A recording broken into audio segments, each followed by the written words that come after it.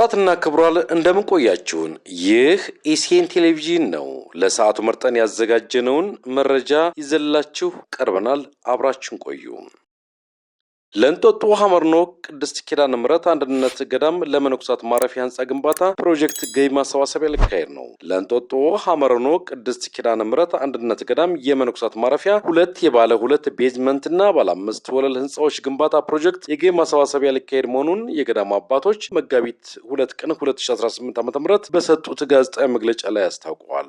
ለዚህም የመነኮሳት ማረፊያ የባለ ሁለት ቤዝመንትና ባለ 5 ወለል ህንጻዎች ግንባታ ፕሮጀክት ከመጋቢት 11 እስከ መጋቢት 13 ቀን 2018 ዓ.ም ከምሽቱ 1 ሰዓት ጀምሮ ለተከታታይ 3 ሌሊቶች የቀጥታ ስርጭት የገቢ ማሰባሰቢያ መርሃ ግብር ይካሄዳል ተብሏል። ቀጥታ ስርጭቱም ከእንጦጦ ሐመርኖ ኪዳነ ምሕረት ገዳም የፊታችን መጋቢት 11 እስከ መጋቢት 13 2018 ዓ.ም ከምሽቱ 1 ሰዓት ጀምሮ ለተከታታይ 3 ሌሊቶች እንደሆነ ተነግሯል። የእንጦጦ ሐመርኖ ኪዳነ ምሕረት ገዳም በሀገር ውስጥና ከሀገር ውጭ ያሉ የተዋሕዶ ልጆችና ወዳጆች ለ50 ሰው እንዲያደርሱ ብሎም በተጠቀሱ ቀናት በሚዲያዎች በቀጥታ ስርጭት እየተከታተሉ በገንዘብና በቁሳቁስ በማገዝ ከጎናችን እንድትሆኑ ሲሉ የገዳሙ አባቶች ጥሪያቸውን አቅርበዋል።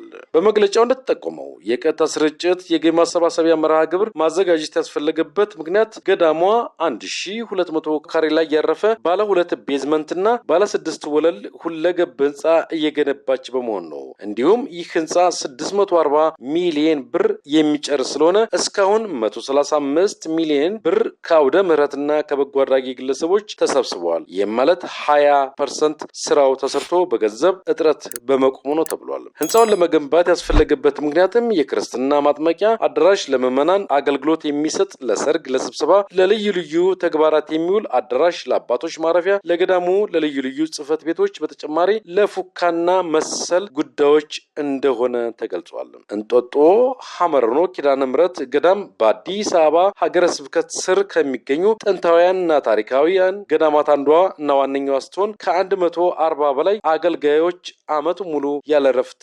የሚያገለግሏት መቅደስ ናት።